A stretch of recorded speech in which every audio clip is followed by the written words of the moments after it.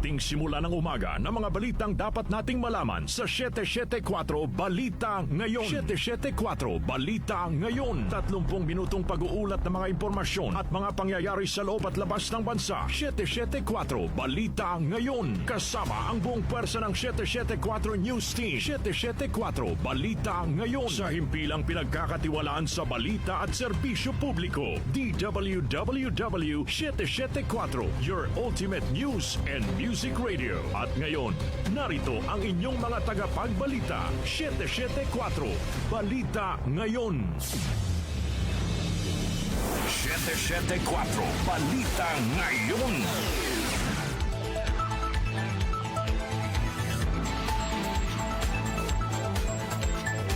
Magandang umaga, Luzon, Visayas at Mindanao. Ngayon po ay araw ng Huwebes, June 11, 2026. Narito na ang 774 Balita Ngayon. 774 Balita Ngayon. At sa ating pong mga headlines. Bilang ng nasawi sa pagtama ng magnitude 7.8 na lindol, umakyat na sa 47. Pangulong Ferdinand Marcos Jr. naglaan ng 100 million pesos na pondo para sa Gensan. Mga pamilyang namatayan ng kaanak sa pagtama ng malakas na lindol, makatatanggap ng tig 50,000 piso na ayuda. Kaguluhan ngayon sa Senado sumasalamin umano sa leadership ng administrasyon ayon kay Vice President Sara Duterte. Banta sa Senado, posibleng konektado sa 18 dating tauhan ni dating Congressman Zaldico. Senado, sineseryoso ang banta sa seguridad. Posibleng paglabag sa anti-hazing law dapat imbestigahan sa pagkasawi ng 2 student-athlete ng Ateneo ayon sa dating chairman ng CHED. Aurora Police itinangging may ankle weights o pabigat sa katawan ang 2 student-athlete ng Ateneo na nasawi makaraang malunod.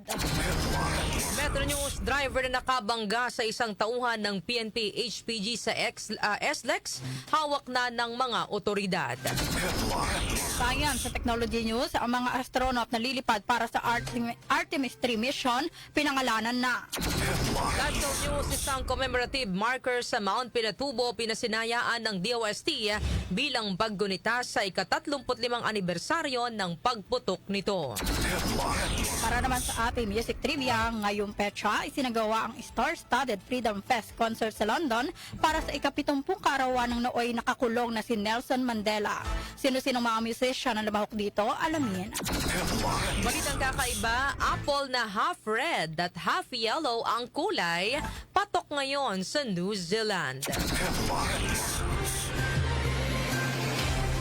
Oras po natin, 6:46 ng umaga. Kami po ang iyong tagapagbalita, Darlene Olanyo. At Rose May Miranda. Narito naman ang detalye ng mga balita.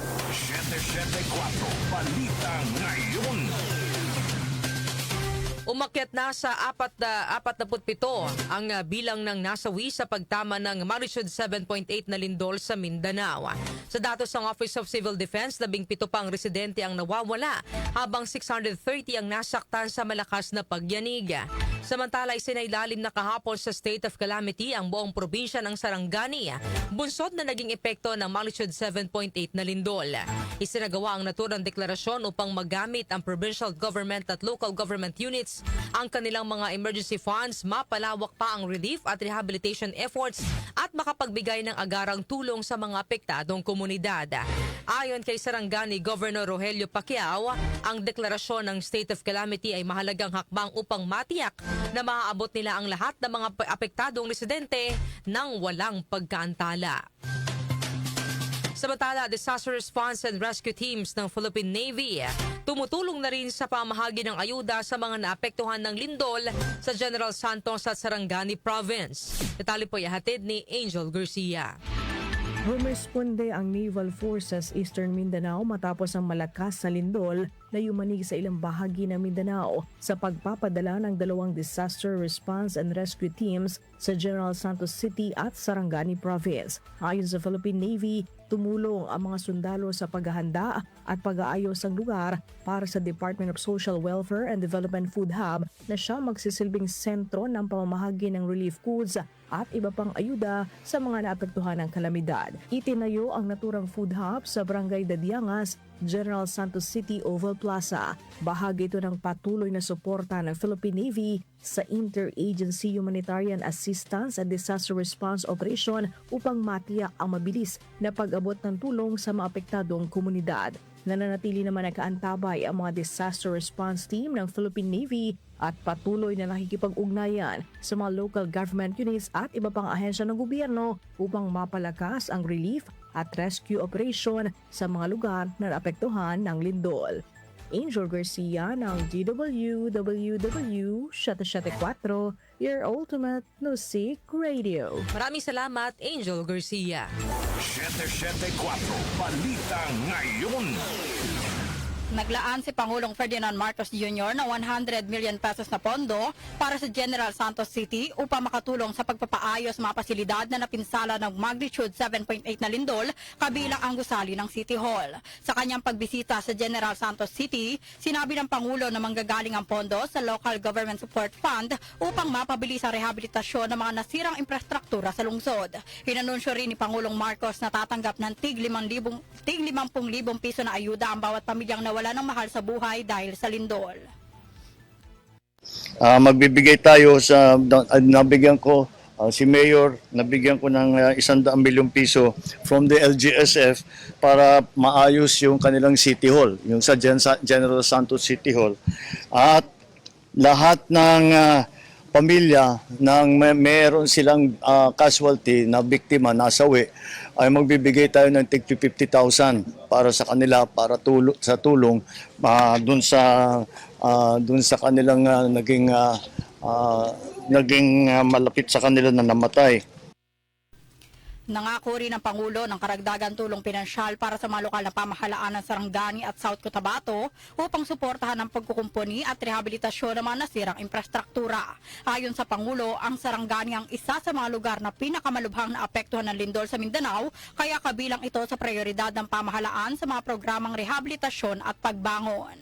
Samantala, mental health ng mga estudyanteng biktima ng lindol sa Mindanao, tututukan din ng gobyerno ayon kay Pangulong Ferdinand Marcos Jr. Narito ang report ni Chanel Salazar. Tiniyak ni Pangulong Ferdinand Marcos Jr. na tututukan din ng pamahalaan ang mental health ng mga estudyanteng naapektuhan na malakas na lindol sa Mindanao. Ayon sa Pangulo, may nakahandang programa ang Department of Health upang matulungan ang mga mag-aaral na makabangon sa matinding takot at trauma. Hiningi rin ng Pangulo ang tulong ng mga guro na bantayang mabuti ang kalagayan ng kanilang mga estudyante dahil may mga batang hindi agad na ipapakita ang kanilang pinagdaraanan matapos ang sakuna. Usap ko yung mga teacher at sinabi ko sa kanila, alalahanin nila na traumatizing itong experience para sa mga estudyante, para sa mga bata. So bantayan din nila. We have a program sa DOH na tutulong sa mental health ng mga bata na dumaan sa ganitong klaseng experience. Kasi kahit kuminsan hindi nagsasabi yung bata, kailangan, sabi ko, bantayan ninyo na mabuti. Pag may nakita kayo na nangangailangan ng tulong, pwede naman kami tumulong sa DOH. Kaugnay nito sa ilalim sa karagdagang pagsasanay ng mga guro upang mas madaling matukoy at matulungan ng mga estudyanteng nakararanas ng trauma, stress at iba pang epekto ng kalamidad. Giit ng Pangulo, mahalagang matugunan hindi lamang ang pisikal na pinsalang dulot ng lindol, kundi maging mga sugat na hindi nakikita, lalo na sa mga kabataang biktima ng sakuna. Ako si Chanel Salazar ng DWWW 774, your ultimate music radio. Chanel Salazar. 774 Balita Ngayon. Samantala, iginiit ni Vice President Sara Duterte na refleksyon ng kasalukuyang liderato ng administrasyon ang nangyayaring kaguluhan ngayon sa Senado. Ayon kay VP Sara, kapag walang vision at direksyon ng isang lider, ay magdudulot ito ng pagkakanya-kanya. Ito na anya ang nasasaksiyan ngayon hindi lang sa Senado, kundi sa buong bansa. Yung kaguluhan sa Senado ay nagsasalamin ng leadership ng administrasyon. Yung kaguluhan at kawalang direksyon ng ating bansa ay nagsasalamin ng kung ano yung klase ng leadership meron ang nakaupo sa palasyo at ng ating administrasyon. Dahil lahat naman ng tao nagre-recognize sila ng kung ano yung direksyon ng isang leader. Pero kapag wala yung direksyon, wala yung vision, ay nagkakanya-kanya talaga ang mga tao. Yan yung nakikita natin sa hindi lang sa Senado but sa buong bansa.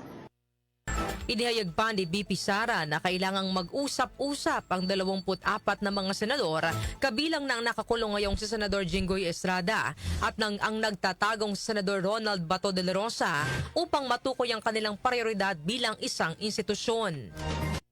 Wala akong individual na mensahe para sa ating mga miyembro ng Senado, pero dahil sila ay hindi dalawang grupo kundi isang institusyon, ay dapat pag-usapan noong 24 kasama yung mga nakulong, kasama yung nagtatago, kung ano ba dapat ang prioridad ng kanilang institusyon at ano yung kanilang trabaho na naaayon sa ating saligang batas.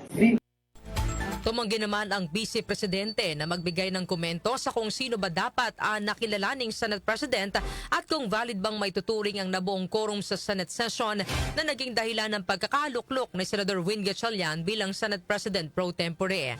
Sinabi ni BP Sara na ipauubaya na niya sa Korte Suprema ang pinal na desisyon sa kung sino ba ang dapat nakilalaning leader ng Senado. Samantala, Senado pag-aaralan kung hanggang kailan ng heightened security measures at work-from-home setup. Report ihatid ni Conde Batak. Pag-aaralan ng Senado kung hanggang kailan ang ipatutupad na heightened security measures at work-from-home arrangements sa mga empleyado. Ayon kay Office of Sergeant at Arms Police Major General Alfred Corpus, i-assess muna nila ang sitwasyon pagkatapos ng araw na ito para makita kung kailangan na bang i-lift o alisin ang ipinatutupad na mahigpit na security. Ibabatay nilang desisyon sa magiging tugon din ng PNP, AFP at NICA sa naunang hiling na i-verify at i-validate ang bantang may mga armadong grupo na posibleng manggulo sa Senado. Until such time na yun nga, bumaba na yung threat level natin. Right now naman kasi, case lang naman yung tiniklara, di ba? So we're going to make we will assess the situation after. Bahagi din ng paghigpit ang pagbabawal muna na magpapasok ng bisita sa mataas na kapulungan. Binigyang garantiya naman ni Corpus na ginagawa nila ang lahat para matiyak ang seguridad sa Senado kabilang na ang kaligtasan ng mga senador at mga empleyado. Conde Batak ng DWWW 774, your ultimate music radio. Maraming salamat, Conde Batak. 774 Balita Ngayon. Posible namang konektado sa 18 dating sundalo na bodyguard ni dating Congressman Zaldico ang sinasabing banta sa seguridad sa Senado. Ayon kay Acting Senate President at Senate President pro tempore Win Gatchalian, ang impormasyon ay mula kay NBI Director Melvin Matibag. Nangyari anya ang pagbabahagi ng intel na ito noong nagsagawa ng consultative meeting ang Blue Ribbon Committee kung saan nilapitan ni Matibag si Committee Chairman Erwin Tulfo at sinabing posibleng may armadong grupo na manggugulo. Tiniyak naman ni Gatchalian na kanilang sineseryoso ang banta sa seguridad at nakikipag-ugnayan na sila sa iba't ibang intelligence agency at kasalukuyang binavalidate ang posibleng koneksyon ng 18 dating bodyguards ni Ko sa umano'y security threat sa mataas na kapulungan. Maging ang monitor na malakihang rally na posibleng isagawa sa June 12 laban sa gobyerno ay may tingding binabantayan ng Senado. Sa ibang balita, tulong sa mga komunidad na maapektuhan ng El Nino dapat ihanda na agad ng pamahalaan. Detalye ihahatid ni Grace Mariano. Iginiit ni Akbayan Party List Representative Percy Sendanya sa pamahalaan na ikasana ngayon pa lang ang Whole of Government Preparedness Plan sa harap ng babala ng pag-asa sa posibleng pagtama ng Super El Nino phenomenon sa kalagitnaan ng kasalukuyang taon. Ayon kay Sendanya, uhaw na ang mga Pilipino na magkaroon ang gobyerno ng maayos na contingency plans at sapat na paghahanda sa mga dumarating na krisis, kaya hindi katanggap-tanggap nakakapusin sa aksyon ng gobyerno habang kinakapos sa tubig ang buong bansa. Hirit ni Sendanya, iprioridad sa pagbibigay ng tulong ang mga mahihirap na pamilya lalo na ang mga magsasaka na inaasahang higit na sasalo sa latay ng Super El Nino.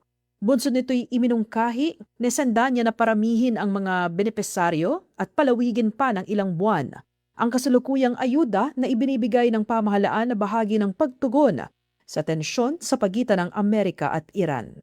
Ito si Grace Mariano para sa DWWW 774, your ultimate music radio. Maraming salamat, Grace Mariano. 774 Balita Ngayon. Kailangang magkasan ng masusing investigasyon ang mga otoridad sa pagkasawi ng dalawang student-athlete ng Ateneo de Manila University sa diniluhang team building activity sa Aurora. Sa panayam ng DWWW sa dating chairman ng Commission on Higher Education o CHED na si Dr. Prospero de Vera III, sinabi nitong bukod sa posibleng paglabag sa CHED Memorandum Order No. 63 na nagtatakda ng mga requirements sa pagsasagawa ng mga off-campus activities ng mga estudyante, dapat ding silipin ng mga otoridad kung mayroong paglabag ang Ateneo sa Anti-Hazing Law of 2018.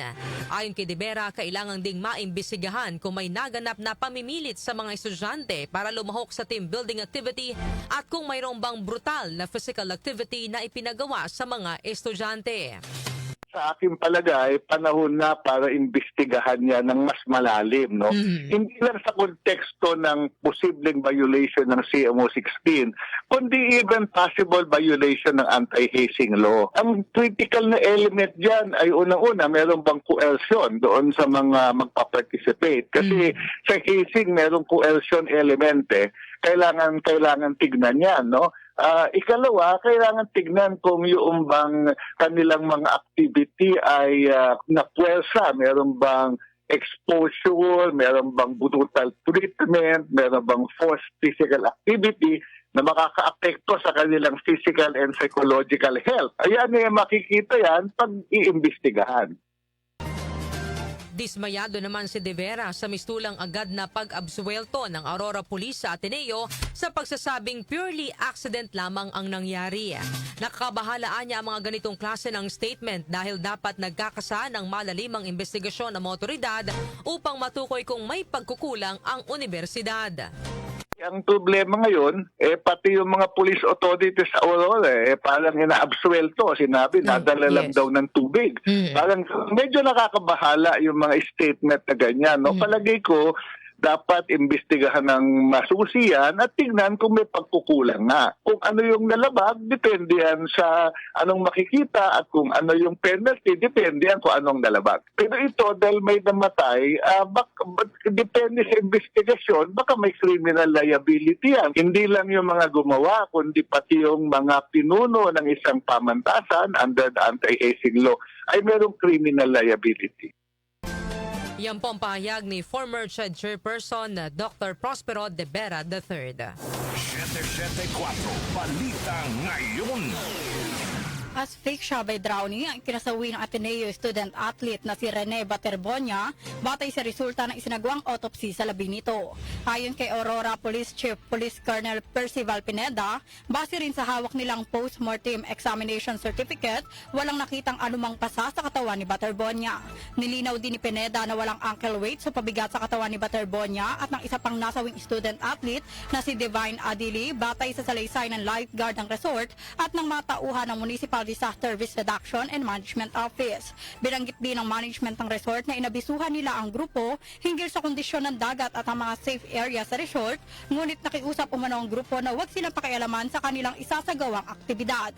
Inihayag pa ng mga otoridad na naglalakad sa dagat ang mga student athletes bilang bahagi ng kanilang training nang bigla umanong tumaas ang alon at lumakas ang agos ng tubig. Inabot ng 30 hanggang 40 minuto ang search operations bago natagpuan ang mga biktima. Sinabi naman ni Pineda na bagaman walang nakikitang senyales ng foul play sa insidente, patuloy pang iniimbestigahan kung may kapabayaan o pananagutan ng coaching staff, pamunuan ng resort at administrasyon ng paaralan kaugnay ng insidente. Samantala, feeding program ng Marcos Administration para sa mga batang mag-aaral sa mga daycare, sisimulan na ng DSWD. Mahigit 1 milyong bata, target pakainin na masustansyang pagkain. Detalye ihatid ni Gina Mape.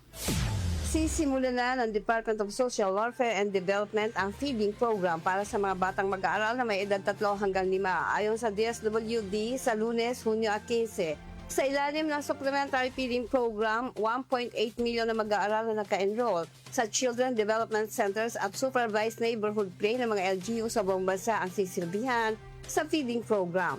Sa programang Supplementary Feeding Program o Batang NutriCare, bibigyan ng masustansyang hot meals ang 1.8 milyon na batang edad 3 hanggang 5 sa loob na 130 araw sa buong bansa. Ayon kay Director Alfred Gulia ng DSWD Protective Services Bureau, tumaas ang pondo para sa naturang programa kaya mula 120 days noong 2025. Ngayong taon ay pinalawig ang feeding program ng DSWD sa 180 days. Sabi ni Gulia, kabuang 8.5 billion pesos ang nilaang budget sa programa na mapapakikinabangan ng mga bata mula sa 1,620 local government units sa buong bansa. Ayon pa sa opisyal, magsusupply ang kagawaran ng gatas o fresh meat sa mga lugar na mataas ang antas ng kahirapan at undernourished children. Nalaman kay Gulia na umabot sa 74.63% ng undernourished children noong 2025 ang gumanda ang nutritional status matapos sumailalim sa feeding program ng pamahalaan. Ang programa ng DSWD ay alinsunod sa layunin ng Bagong Pilipinas sa pamumuno ni Pangulong Ferdinand Marcos Jr. Ako si Gina Mape ng DWWW 774, your ultimate music radio. Maraming salamat, Gina Mape. 774 Balita Ngayon. At pong oras, 7:04 ng umaga. Kami pa rin po ang iyong tagapagbalita, Darlene Olanyo. At ako naman po si Rosemary Miranda. 774 Balita Ngayon. Metro News. Metro News. Sa ating pong Metro News, sumuko na sa mga otoridad ang driver ng SUV na sangkot sa hit and run sa isang PNP-HPG personnel sa SLEX noong June 6. Ayon kay HPG Director Police Brigadier General Romel Batangan, sumuko noong Martes ang 21 anyos sa driver ng SUV na isang Indian-Filipino national. Bago sumuko, natunto ng sangkot sa sasakyan sa isang repair shop sa Antipolo City. Paliwanag ng suspect, hindi niya sinadya ang insidente at nataranta lamang siya kaya niya nagawang iwan ang nabanggang pulis. Nagtamo ng minor injury ang biktima na kinilalang si Patrolman Jeric Ayaay. Naharap sa patong-patong na reklamo ang driver kabilang na ang abandonment of one's own victim, reckless imprudence resulting in physical injuries at damage to property. Samantala, sumiklab na sunog sa isang residential area sa barangay Paso de Blas, Valenzuela City kaninang madaling araw, itinaas na sa ikatlong alarma. Isa pang Metro News, 14 years old na PWD sa Parañaque City nasawi matapos umunong pagbubugbugin. Detalye po ihatid ni John Bakiran. Patay ang isang 14 na taong gulang na person with disability sa Parañaque City matapos umunong kuyugin at bugbugin ng 6 na kapwa menor de edad. Batay sa investigasyon, nagtamo ng matinding pinsala ang biktima matapos ang insidente. Naisugod pa ang biktima sa ospital ngunit kalaunan ay binawian din ng buhay. Sa ngayon ay patuloy na inaalam ng mga otoridad ang motibo sa likod ng pananakit at buong detalye ng pangyayari. Kasalukuyan naman ay nasa kustudiya ng Department of Social Welfare and Development ang 6 na suspect habang isinasagawa pa ang investigasyon kaugnay sa insidente. Ako po si Jonah Bakira ng DWWW 774 Ultimate Music Radio. Maraming salamat, John Bakiran. Foreign exchange rates. Foreign exchange rates. Narito na ang update sa ating foreign exchange rates. Ang palitan ng piso kontra dolyar ay nasa 61 pesos and 61 centavos. Nasa 71 pesos and 11 cents naman ang palitan ng piso kontra euro, habang ang British pound ay nasa 82 pesos and 39 centavos. Ang palitan naman ng piso kontra Saudi Riyal ay nasa 16 pesos and 41 cents, habang ang Japanese yen ay nasa 38 centavos. Lotto results. Lotto results. Update naman po tayo sa resulta ng Lotto. Iatid po sa atin ni Jackie Maestrado Rubio. Ang bahaging ito ay hatid sa inyo ng Philippine Charity Sweepstakes Office. Pagkakaisa para sa kawang gawa. Narito ang recap ng resulta ng June 10, 2026 draw ng Grand Lotto 655 at Mega Lotto 645 ng Philippine Charity Sweepstakes Office. Para sa Grand Lotto 655, ang winning number combinations ay 53, 19, 34, 38, at 52. Muli ang winning number combinations ay 53, 19, 8, 34, 38, at 52. Mayroon itong jackpot prize na 45 million pesos. Sa Mega Lotto 645, ang winning number combinations ay 14, 45, 44, 42, 28, at 20. Muli ang winning number combinations ay 14, 45, 44, 42, 28, at 20. At may jackpot prize ito na 58,078,362 pesos and 76 centavos. Yan ang recap ng resulta ng June 10, 2026 draw ng Grand Lotto 655 at Mega Lotto 645 ng Philippine Charity Sweepstakes Office. Narito naman ang jackpot estimates mamayang gabi. Ang Lotto 642 ay 23 million pesos, habang 25 million pesos naman sa Super Lotto 649. Ang bahaging ito ay hatid sa inyo ng Philippine Charity Sweepstakes Office. Pagkakaisa para sa kawang gawa. Ako po si Jockey Magistrado Rubio ng DWWW 774, your ultimate music radio. Maraming salamat, Jackie Maestrado Rubio. Science and Technology. Science and Technology. Para naman sa ating SciTech, opisyal nang ipinakilala ng NASA ang 4 na astronaut na bubuo sa crew ng Artemis 3 mission na nakatakdang ilunsad sa huling bahagi ng susunod na taon. Kabilang sa team ang 3 American national at isang taga-Italy na isa sa ilalim sa docking demonstration sa orbit ng Earth. Pinangalanan ni NASA Administrator Jared Isaacman sa isang seremonya sa Houston ang mga miyembro ng crew na sina Randy Bresnik na isang retiradong US Marine Corps Colonel at Vatican test pilot na magsisilbing mission commander. Luca Parmitano na isa namang Italian astronaut at dating commander ng International Space Station na siyang magsisilbing pilot.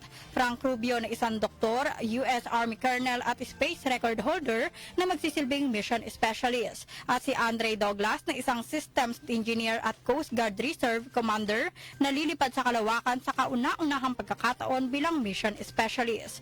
Bagamat bahagi ng programa na magpadala ng tao sa buwan, ang 2 linggong misyon ng Artemis 3 ay hindi lalapag sa ibabaw ng buwan at sa halip ay mananatili sila sa low Earth orbit upang subukan sa unang pagkakataon ang mga bagong lunar lander na binuo ng mga pribadong kumpanya na Starship ng SpaceX na pagmamayari ni Elon Musk at ng Blue Moon ng Blue Origin na pagmamayari naman ni Jeff Bezos. Inihayag ni Jeremy Parsons, ang program manager ng Artemis, na tila isang komplikadong galaw sa kalawakan ang naturang misyon dahil magsasagawa ang mga astronaut ng mga kritikal na maniobra tulad ng pagkabit o pagdak ng kanilang Orion capsule sa mga lunar lander, paglipat sa loob ng mga ito at pagsubok sa mga life support system. Ang tagumpay ng Artemis 3 ang magsisilbing huling training bago tuluyang magpadala ng mga astronaut ang NASA para muling tumapak sa ibabaw ng buwan sa susunod na mga misyon tulad ng Artemis 4. Lifestyle News. Lifestyle News.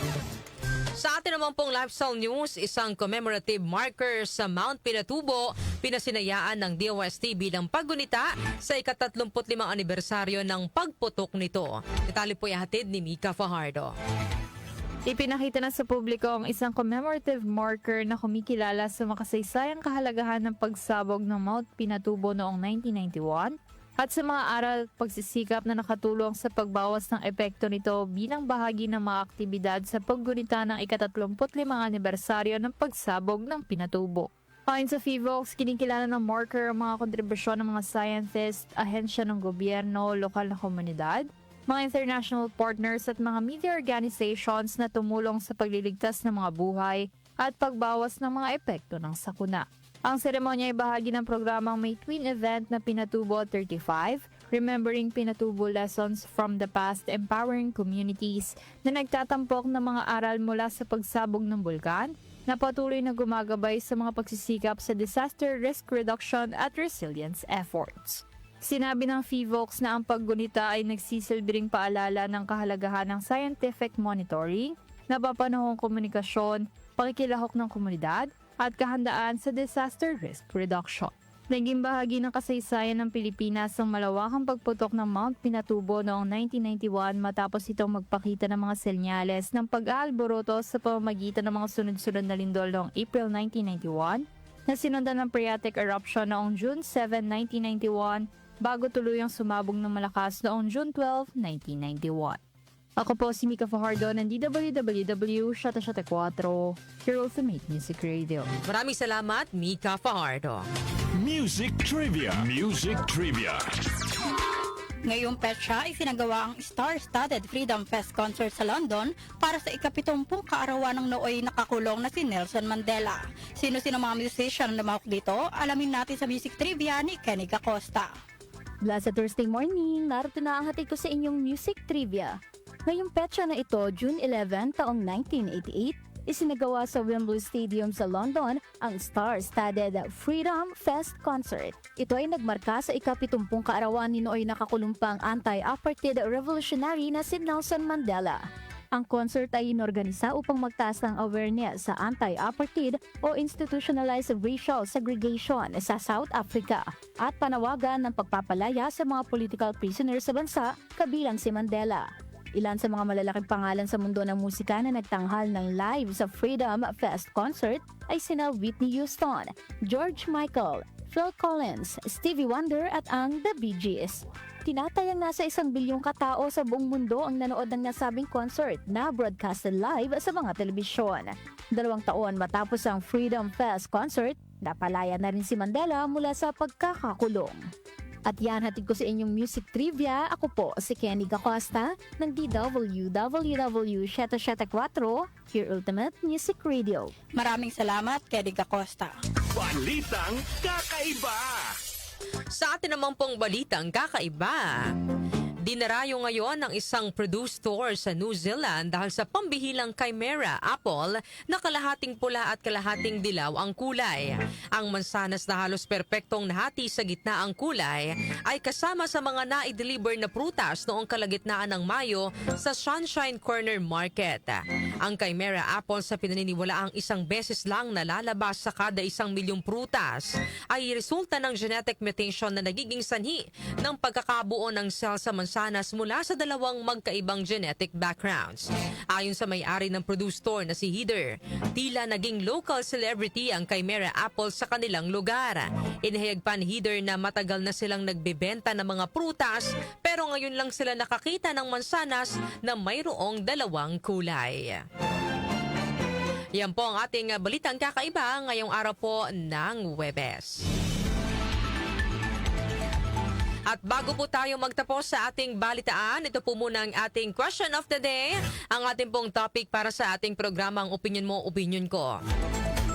Dapat bang isama sa pag-uusap ng Senado sina Senador Ronald Bato de la Rosa at Senador Jinggoy Estrada?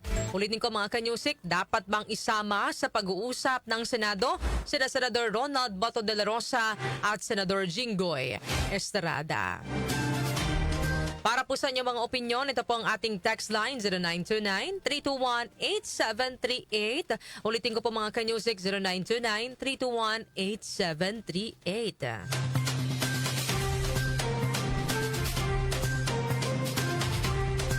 Inyo pong narinig ang mga may init na balita ngayong araw po ng Huwebes, June 11, 2026. Kami po ang iyong tagapagbalita, Darlene Olanyo. At Rose May Miranda. Napasa inyo ang 774 Balita Ngayon. 774 Balita Ngayon.